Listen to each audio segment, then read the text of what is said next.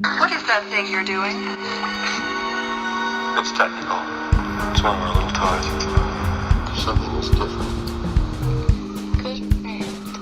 Anything different is good. Dad, your bus is leaving. Back off, man. I'm a scientist. Why always question the good? You always think about the bad. I just have a feeling that something is wrong. Good things do happen. Make it Centauri time.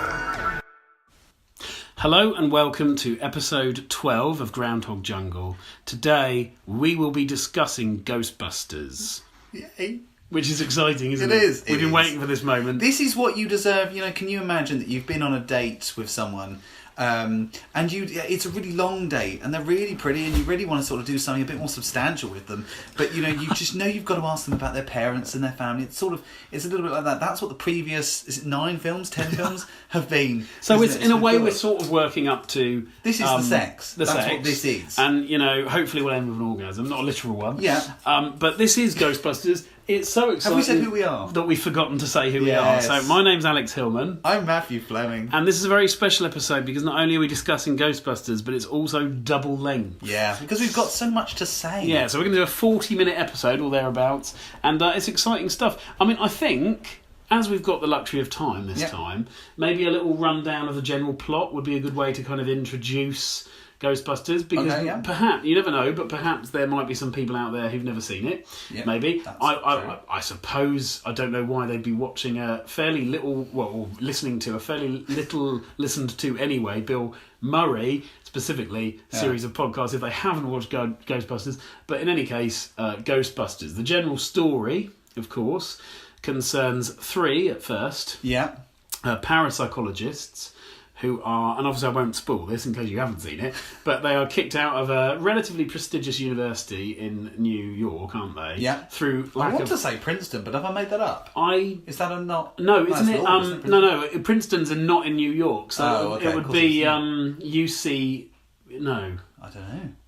NYU. NYU, yeah. Yeah, New York University. Yes. Anyway, so they work there as parapsychologists, and they are, and I'm doing kind of air quotes here, kicked out through lack of funding, but I suppose it's really down to their ineptitude, isn't it? Yeah. And the fact that the university don't want to be affiliated with what's commonly referred to as a pseudoscience. And not all of their ineptitude, because Spengler is a great scientist. Spengler's a great scientist, and we see... And Ray is great, though bumbling. And Peter, he's not a scientist, what he is. Well, Peter's the me of this world. So if Ben... So at university, me and Matt went to the same university, and we went with a man, I suppose, called Ben, who is now a prominent doctor of creative arts and musical theatre.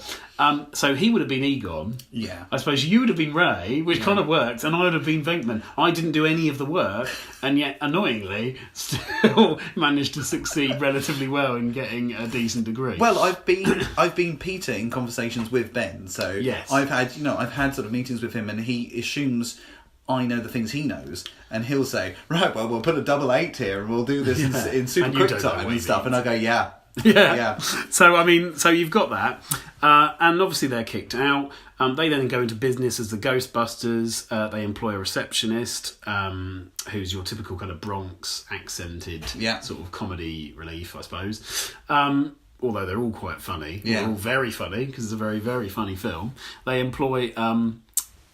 Now, I was going to say something a bit un-PC there. Are you going to say a token black guy? Yes. So they employ Winston Zeddemore. It's 1984, that's what they've done. Yes. We cannot get away from the racism in this film and the sequel. It's there. Implicit racism, I think. It's there more in the marketing than it is in the film itself. If you watch the film, I had no sort of concept. When I was younger and I watched this film, I knew that there were 4 Ghostbusters. I knew they started off with being 3, but by the end, how many Ghostbusters were there? 4. And the cartoons helped with that as well. Mm-hmm. And they were all treated equally. Yes. And which obviously is right. But Winston Zeddemore is introduced about 3/4 of an hour into the film. It's not a racist thing. It's a star quality thing, isn't it? The other 3 were all established by this point, and he wasn't. And he was not, although now is, because he's been in loads of films. Yeah. He was in Miss Congeniality, interestingly. Now he's great in the film, and he's not, and unlike many other films that we've seen in the past, he's not given sort of rubbish lines. He's incredibly funny, e.g., I've seen shit that will turn you white. One of my favourite lines in the film. So they all get together. They then They sort of discover how to be Ghostbusters, and they get better at it. And they get better at it. Just in time for a terrible cataclysmic event. Yes, which is literally apocalyptic. Yeah.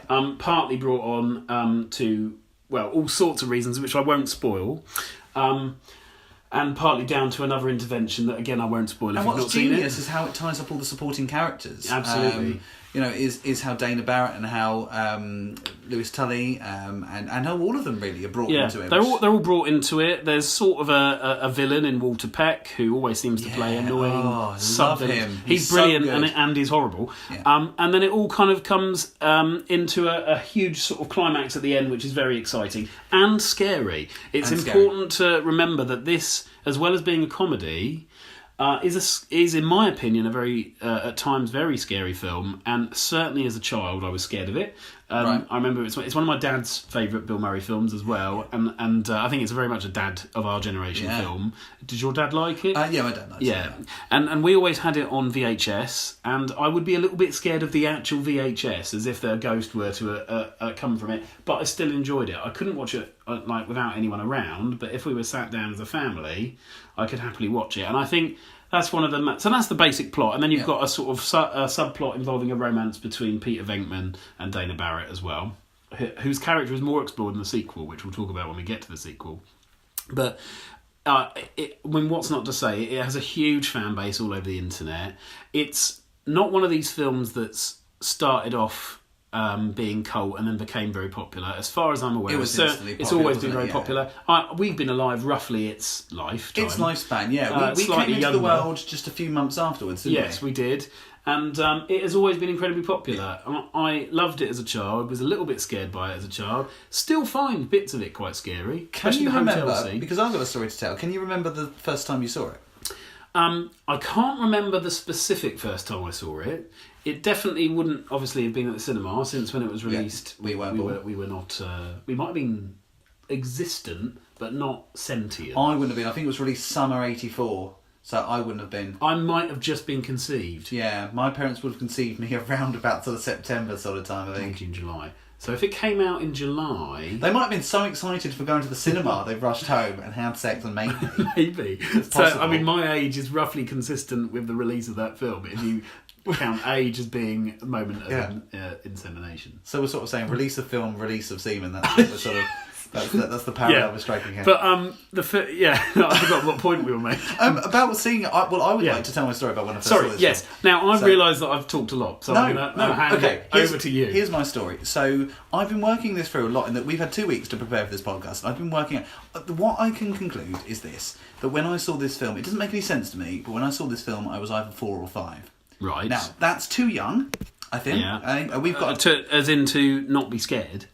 Too young for to people enjoy to the film responsibly show it to you. I mean, okay, obviously, Doctor Who started again this weekend. I thought, should I show my son is 3.5. It's too young, I think. I asked lots of people. Everyone said, pretty much too young. And after watching it, there was a very scary villain with teeth in part of his face. Yes, it's too young. I see this now. Yeah, and I would agree. I think it's a PG, isn't it? Ghostbusters. Yeah, but it's scarier than a PG sometimes. Our mutual friend Russ was shown Terminator when he was 6, which again, there's a level. I think that's too young. He says it didn't harm him. Well, I think legally that's too young, isn't it? Because that is an 18. So, whereas Ghostbusters, he was a third of the age. Yeah, but you could make an argument for Ghostbusters, I think. So I think I was 4 or 5. I think I probably was 5 actually.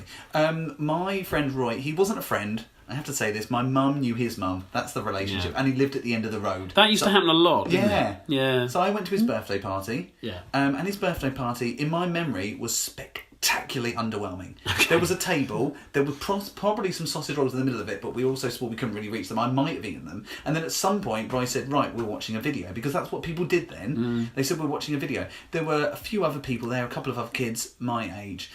He put on Ghostbusters, which is clearly a film he'd seen before. I'd never seen it before. The opening scene is the scene with the librarian, the ghost librarian, who's terrifying to begin with and then turns into a scary demon thing. Yep. I was so bloody scared because it was absolutely terrifying. And I looked when the theme tune comes on. looked around, I saw everyone's face, and one thing struck me. They'd all seen this film before. Some of them were even a bit bored. I don't know how many times they'd seen this. They were all sort of 4 or 5 years old, and many of them had seen it before. How can you be bored watching Ghostbusters? I don't know, but you could tell that this wasn't new to them. This wasn't scary. Fair enough. I suppose if you're 4 and you've got a scary. short attention span, you might be bored by watching it again. But one thing I was struck by, like, you know, they were a little bored, and they'd definitely seen it before, but it was scary. It was scary, but it was thrilling, and I don't think I'd ever seen that in anything before. And then when the next... A bit like a horror film for children. Yeah, and when the next thing comes along, when the next bit comes along, when it's and then with their banter and, you know, when they're setting up the equipment and all that stuff, I remember thinking at the time, right, this is the comedy portion. Yeah. This is the comedy section. This is the comedy type bit, and loving that as much, and sort of really sort of enjoying that dynamic. I think it must just have been. I'm sure I was 5 actually, because Ghostbusters that would have been 89, and Ghostbusters 2 would have come out. I think. And all the promotion stuff was around, so I was sort of lumping it together in my head with that. And I was a fan right from then on in. I saw that before I saw the cartoons, and I've loved it since. What a wonderful sort of franchise for kids, even though it is absolutely terrifying. But it's, to build on what you said earlier, it is a horror, and I believe firmly it's a horror and it's a comedy, and both coexist at the same time. I don't believe it's a horror comedy. I believe it's both films at once. Yes. And I think the horror is palpable and very real. Yeah. But I think the reactions to the horror are reassuring. Yeah. So when you see Venkman's reaction, there's all sorts of reactions in the film that are very reassuring to me, and so they act as a kind of dilution to the horror, but they don't affect. Although they dilute my reaction to the horror, they don't ruin the horror. So perfect, Zool baby, isn't it? It's that. Yeah. So I think there's one out and out scene of horror in the film, which I feel doesn't have any comic relief, and I'll get to that in a minute. But by way of example as to what I just said, the opening scene, which I think is very scary,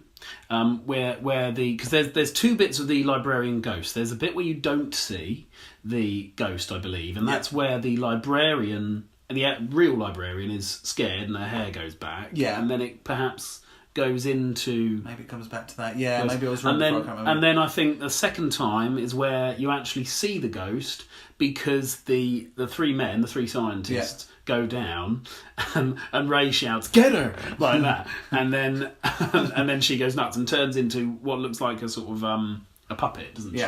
But obviously when you don't know that when you're a kid, and that for me was really horrific. But the next you see of the men, they're legging it down the steps of the New York Public Library, and it dilutes the horror. It makes it more palatable. Yeah.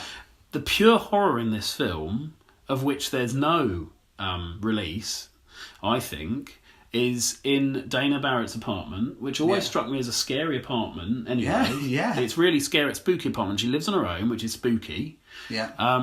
I think, and it works really well in a scary atmospheric way. But there's a bit where her couch the arms come out of the couch. The dogs, who are the embodiment of... the hell dogs. Hell dogs, yeah. Their arms come out of the chair, they grab her, they take her into her fridge, which sounds ridiculous, but obviously her fridge is the portal to hell, isn't it? And that, for me, there's no comedy there. It's just pure horror. And that's why I think, I agree with you, you can justify that this is a horror comedy, but it's not a horror comedy, if that makes sense. It's both horror and comedy simultaneously. But it's not like Zombieland. Yeah, which we'll get to. I read a review I read something in a film magazine a few years ago, and it said something like, well, obviously, when it comes to corridor sequences and sequences shot in corridors and making corridors scary, there is only one winner. They didn't even mention The Shining, but it was quite clear that was what they were trying to say. Yeah. I've seen The Shining. It was hyped up for me so much that by the time I watched it, although I could appreciate it as a film, it did not scare me one jot, because I knew it so well, because like pop culture references, you know what's going to happen, you know about the girls in the corridor, you know about the Here's Johnny bit, all that stuff is familiar. Sadly, I liked it a lot. I thought it was a great film, but it didn't scare me, and that's pop culture's fault. But when it comes to my mind, I totally agree with you about Dana's apartment, but for me it's the corridor as well. It's outside. Yeah. It's the way that's shot with the long lens downwards. Yeah. It's the way when Lewis is trying to get sort of help, there is no one that helps him. Yeah. You know, there's that lack of, they just won't. Even she doesn't help him. He's unseen. The tavern on the green scene. Yeah. So the posh restaurant where all the diners are eating. Yeah. And Lewis gets mauled by a hell dog, and his body slides down the window. I used to find that dark, but even at the age of, and I suspect I first saw this at a similar age. Yeah. Maybe 6.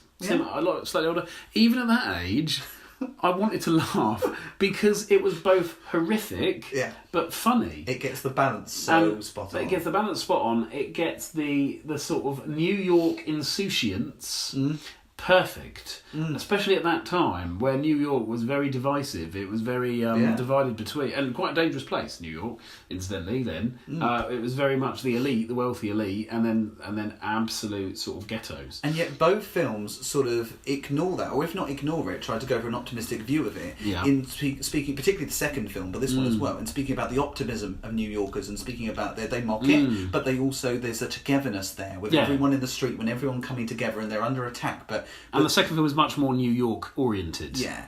But of course we've talked about the horror. Yeah. I think for me as an adult, I think I like, as a child I liked the adventure aspect of it. I liked the ghosts, and I liked I suppose it's not really an adventure, but I liked the horror of it, and it scared me, but I liked it. Very similar to you.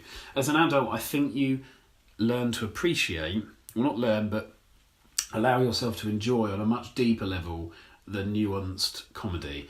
And I feel that all the years of sort of, not years for us, but the times where we've watched films that have shown promise but have just been sketchy around the edges, and this is a bit like the sex analogy again, when we're looking at films like Meat, with a lot of the same people in, like, Meatballs, Stripes, etc., that they're all sketches related to that amounted to this. And this has some of the same comedy in it, but it's so much better written, it's so much better performed, and more than ever you sense a real strong community and sense of camaraderie between the 4 Ghostbusters and between the cast in general. To me, it's obvious Sigourney Weaver had fun doing it. Yeah. I think you can see that in her performance. She really gives it all, and she was really established by this point. Yeah. She'd done Alien. Was Alien 78? Was it? 79, 78, something like that. She'd done that, and she'd done it a while ago. Yeah. She may have even done Aliens by now, or it may be coming up. So she was a really big star, as big as Bill Murray, I would say, and I think she's probably one of the 3 that gets the top billing. Yeah. Those 2, and possibly Dan Aykroyd. Maybe. Maybe. Even Rick Moranis was pretty well known by this point. Yeah. But I think he might have done Spaceballs. Possibly. Or was coming up to it. Yeah, we talked about that. Maybe he was. Maybe he hadn't, but he was very well known within, especially the Canadian comedy circuit. With I think it's SCTV, which is basically the Canadian version of SNL. SNL. So the comedy in it is extremely well crafted. I mean, fantastic comedy performances, one and all. It is quotable. To me, far more quotable than Caddyshack. Yeah. So already in my head, I can think of about 3 quotes that I just love. The Dickless quote, which is hilarious. That's just popped into my head. That's classic comedy, isn't it? The Dickless quote. I mean, we've seen a lot of films like Mr. Mike's Mondo Video and things like that, where we have said, oh, look, okay, it's got some surreal elements, and it's got some Loose Shoes, for example, that sequence that we love. It is odd. It's not sort of a typical joke. No. Whereas, yes, it's true. This man has no beard. That is a brilliant But it makes me laugh, line. and it just makes me laugh just thinking about it. Yeah. I've seen Shit That Will Turn You White, and The Flowers Are Still Standing. They're all really good lines. I think that last one might have been ad-libbed. And not only that, but the performances are really well honed and likeable. You like every single person in this film. There's not one obnoxious person in the film apart from Walter Peck. Is hilarious. Rick Moranis is hilarious. Stuff when he's just talking, it sounds like when he's trying to come into Sigourney Weaver's party, when he's trying to come into her apartment. A lot of the stuff he's saying, I can't even remember it right now, but it's hilarious. Yeah. I can remember some of it. Well, it's so. Partly the reason why Rick Moranis really sells his performance is because A, he doesn't look like the sort of person who would be absorbed by the body of a demon. No. And secondly, because he says stuff that's so archaic and strange that it's just hilarious coming from him. Yeah. He's got a whole monologue where he's talking about the upcoming sort of apocalypse and how that people will, basically be terrified and be burning in agony and all that sort of stuff. But he says it quite innocuously, and it's very, very, very funny. Lines like "Yes, have some. Yes, have some." Hilarious.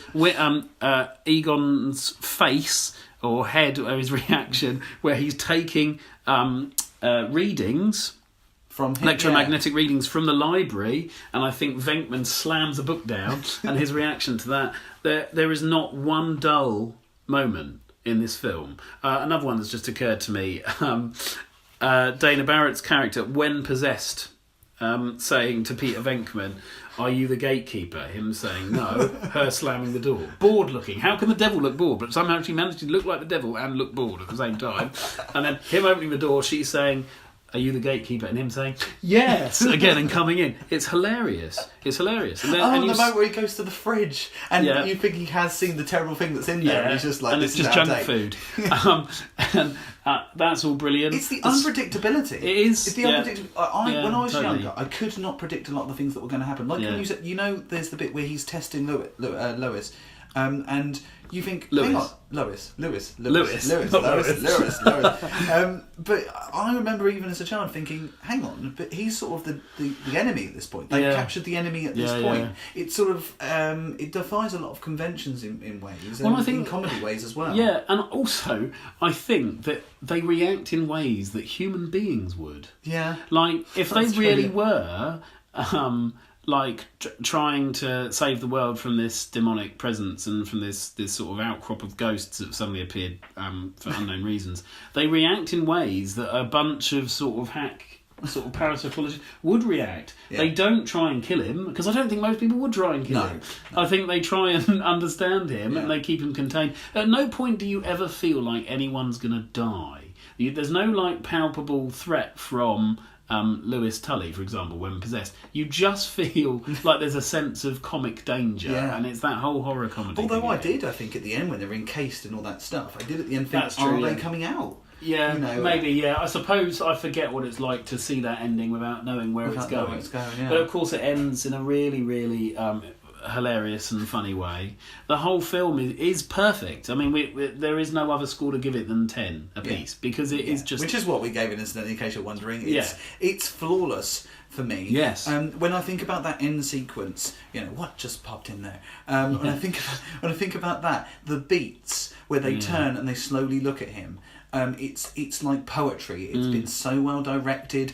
We cannot forget. This is Ivan Reitman, who directed Meatballs 6 years ago, which had been directed with about as much panache as a tissue umbrella made of string. I don't know. I'm losing the and melted. Yeah, but it's not that it had been badly directed, but there would know the fact that the same minds could come up with this, and we bring ourselves to the script. It's an amazing script. We have to. It's just Ramis and Aykroyd together, isn't it? The script. There's no one else involved. Yeah. But I think Aykroyd gives it the heart. I think Ramis is funny. Yeah. But I think Aykroyd gives it a bit of control. Yeah. I think and. It's trying to work out where the heart comes from, isn't it? Like in the Ricky Gervais and Stephen Merchant thing, we always thought, Stephen Merchant's the one that's putting the heart in it. Ricky Gervais is coming up with the smut. But then when you see Ricky Gervais on his own with Derek and with things like that, you go, actually, maybe it's Ricky Gervais. And when you see Stephen Merchant stand up and you think, actually, there's not much heart to this. Maybe I got it the wrong way round. And we probably did, And actually, when you see them interviewed now, it's very much more obvious that Stephen Merchant has got a much darker sense of humour, I think, than Ricky Gervais. And so in this, I think you're right. I think Ramis obviously has come up with the peerless Groundhog Day, but it's Danny Rubin that has got the sort of heart. I think. Yes, and I also think the rest of the stuff. I also think it's worth remembering age as well. I think Ramis did Groundhog Day, almost 20 years after Meatballs, I suppose. Not 20 years, but 15 years. 15, and I think his maturity has got a lot to part, and I play a lot to play the part of as well. And I think in this film, maturity, experience comes through. So every single person in this film has been excellently cast. I think everyone's playing the right roles. I know that Belushi was considered for that part. And as much as I admire Belushi, and I've enjoyed him in the few things I've seen him in, I just can't imagine him with Sigourney Weaver. Or with he'd have been too much of a slob. And I think Venkman has got more to quote Sigourney Weaver, game show host about him, which is ironic when you see the second film as well. It's a bit of foreshadowing in a way. But he's got more of that about him than Belushi sort of ever could. Not to disparage him, but I just think Murray's the better cast here. And not only that, but every single small part in this film has been well cast. The mayor, for example. Yeah. The pompous officials, the university dean is horrible. You only see him for a minute, and already you hate him. Walter Peck is brilliant. I think it was, I can't remember his name. No, I was trying to remember but he's that. also in Die Hard He's too. in Die Hard too, yeah. And he's brilliant in that. William Very similar Atherton. plot. Well, that's it, William Atherton. He's great in it. You've got what other thing? The hotel concierge who desperately wants to maintain the sort of. Who's a dick, isn't he? He is a Because knob. he's trying Yeah, to, I'm not paying. And then what is it? 10,000 or something? $4,000. I had no idea it'd be so much. I won't pay it. Well, we'll just go and put this right back in. He's brilliant. And then at that point, I'm always really, really on the side of the. Ray. Yeah, Egon. Yeah. Well, that's part 2, isn't it? Oh, bugger. Yeah, that's all right. But I'm at this. Yeah, Is it? yeah. Oh. But at this point, I'm always really, really on the side of the Ghostbusters, and I think when they ask for $4,000, whatever the amount is, the amount that slipped my mind, I always think, wow, you're in business. Well done. That's only I know.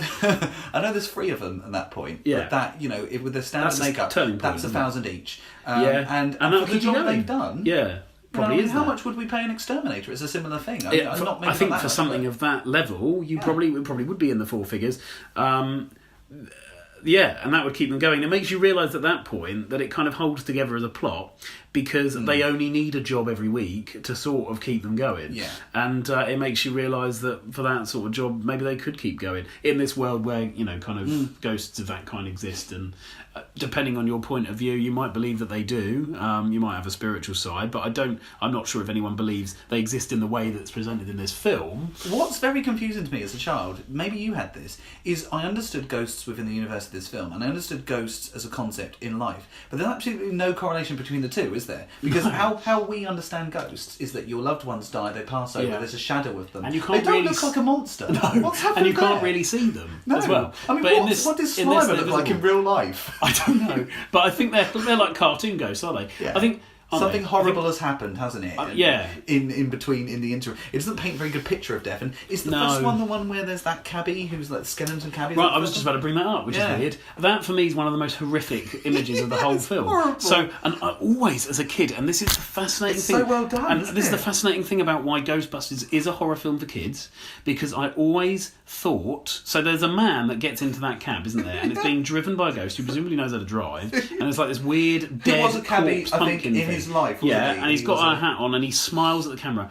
And I remember thinking, I can't think of anything scarier than being that man when he discovers who's driving his cab. Yeah. Imagine the child lock was on. Imagine you couldn't get out. What happens then? Does he get murdered? And what an awful, horrific way to die. And does he then become a ghost himself? Yeah. Feeding the machine? And I think as when you watch the film, you're supposed to, because he's a bit of a Wall Street type guy, isn't he? Yeah. And I think you're supposed to think, what an arrogant dick. And he's getting into a cab. He deserves to be driven around by a dead skeleton pumpkin thing. But he doesn't, because that's terrifying. What an absolutely terrifying concept. And is it this film, or I think it's the sequel, where a woman's scarf... Yes, I was just thinking of that. Turns into the animals. Yeah, that's also terrifying. Yeah, that's terrifying. It's a similar idea, isn't So, it? genuine horror in these films. These films were hugely promoted, and there were loads of tie-ins. I don't know about you, but I loved stickers when I was a kid, and I had. I might have a good story about that. Okay, yeah, we'll pass over. Oh, okay, yeah. But I had. This might have been. I think the second one was more heavily promoted, but I remember having a sticker book with stickers you could take off and put back on again in different places. Oh, I love those like repeatable. Yeah, the easy adhesive. They were lovely. And you could. It would give you like a landscape on the page, and you could put stickers on to fill the landscape. So you've got like the fire station, and you can get right. I want Venkman by the pole and all that stuff. And that kind of brings me on, and I'll sort of let you talk in a minute because I'm really talking the hind legs of a donkey. But I think one of the other things that is incredible about this film is the set design, the design of the film. It looks completely unique. Yeah. The look of it is unlike any other film I'm aware of. It just looks incredible. It's both uniquely New Yorkish, but at the same time Gothic. Yeah. And I think the building designs, both for the fire station that they take over and the final building. The final building with the art. It's like Art Deco, isn't it? With the sort of that sort of panning up. Yeah. Lovely angles, lovely camera angles, lovely set design, brilliant music. Yeah. It's Elmer Bernstein, isn't he? Yeah. I don't know if it's Stein or Steen. Stein. One of the other, but he does it, and as well as that, it has got a brilliant contemporary soundtrack as well. Obviously, you've got Ray Parker Jr. With Ghostbusters. With lots of people, when they heard it on the radio, thought were saying "those bastards." That was bastards. Because out of context, if you haven't heard the film, you just hear it as a song on the radio. Those bastards. Those bastards.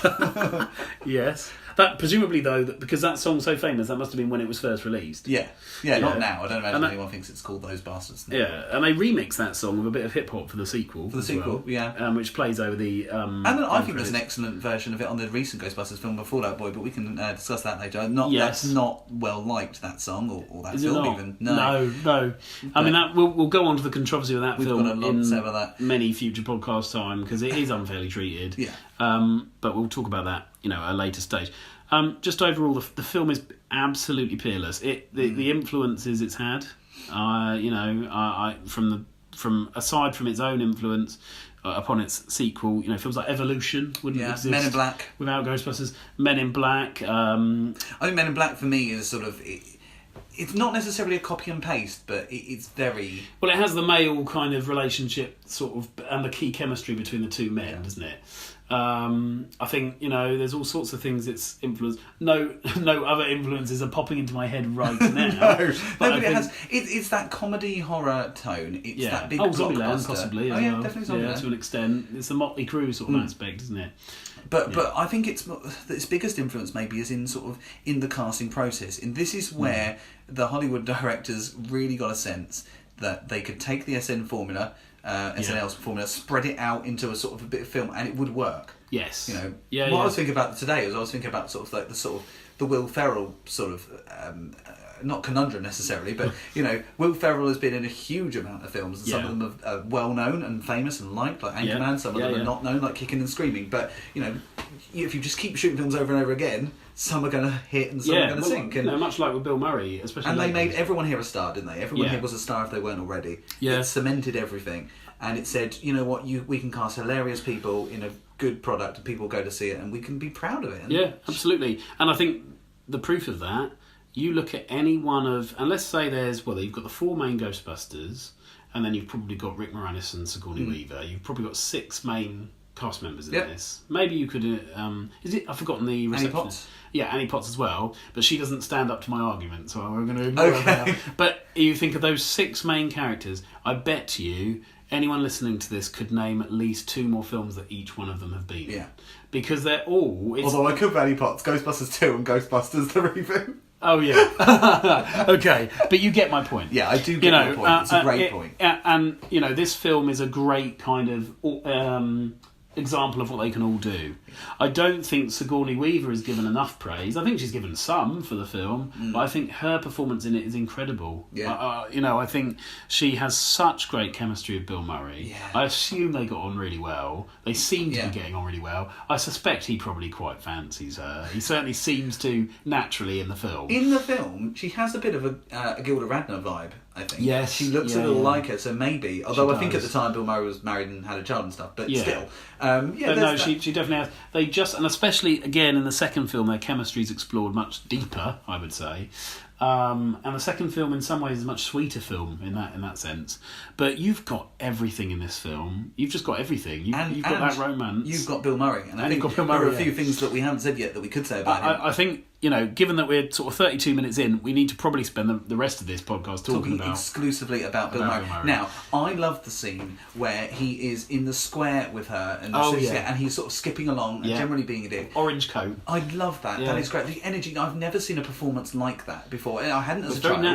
It's very natural. It's very. He's both an idiot and he's likable. Yes. And he's idiotically charming. And the same at the beginning when he's a douche, isn't he? Yeah, when he's electrocuting the guy and trying to sleep with one of his students. Yeah.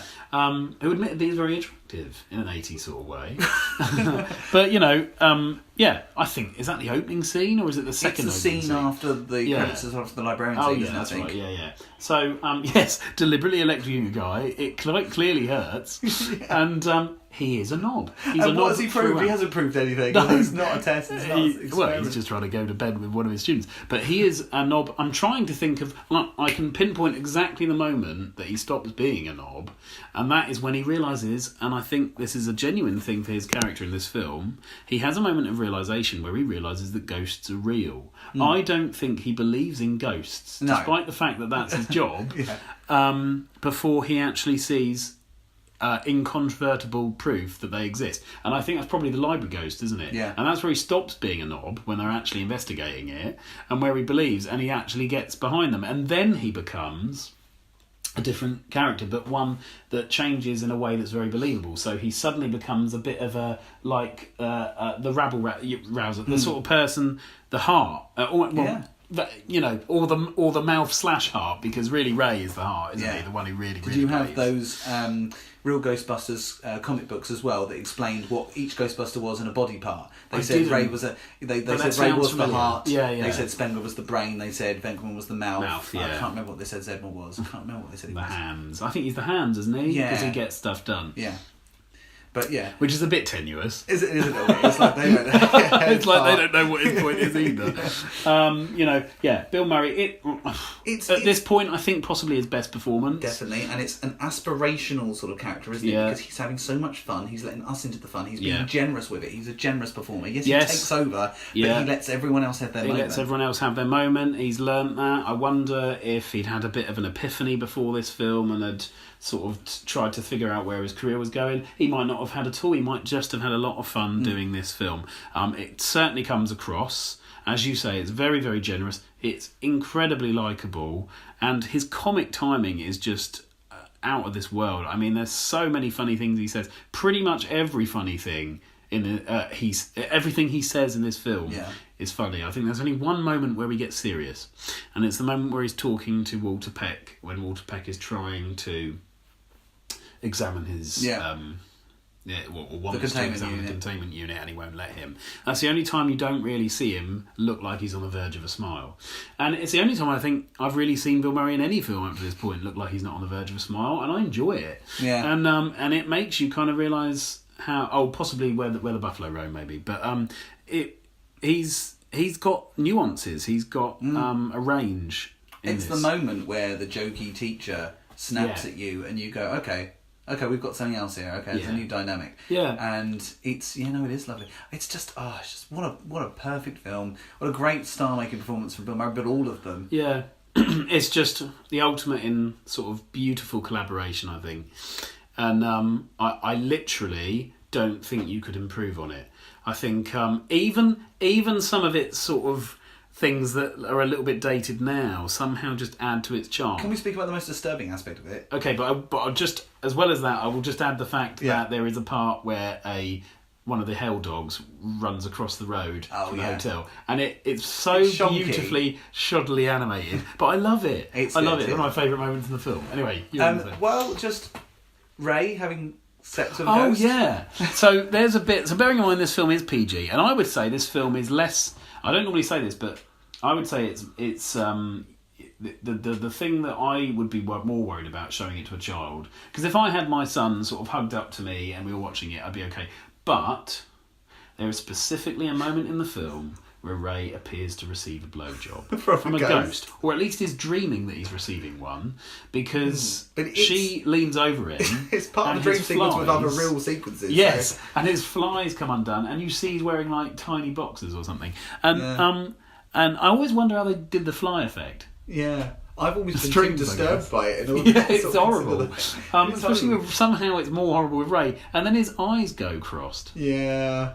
It's creepy, isn't it? It's gross, but I still find it funny. It's that one. It's the PG-13 mode. It's the let's get the adult credit, let's get the SNL credit. Yeah, and I suppose I didn't understand it when I was a child. No, I didn't. I don't think I did. I don't know what I thought was happening. You know what I think I did understand though? That Venkman very much wants to exorcise Dana Barrett at the same time as he also wants to have sex with her. He's conflicted. And that confliction, I think I definitely understood that. Yeah, I'm not sure I did. I as I say, I think I regarded it more as a horror when I was a kid growing up.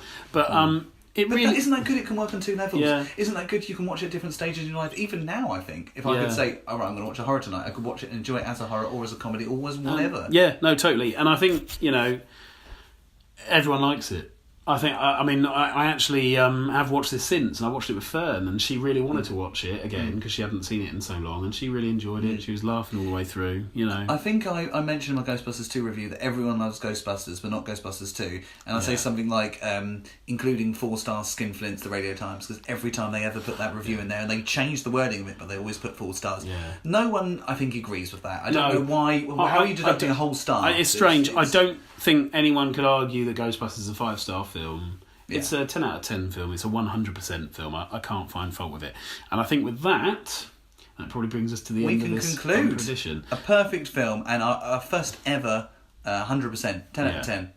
And it deserves it. Next on our list is Nothing Lasts Forever, which I'm also looking forward to talking about. That will be exciting. A very different sort of film, but...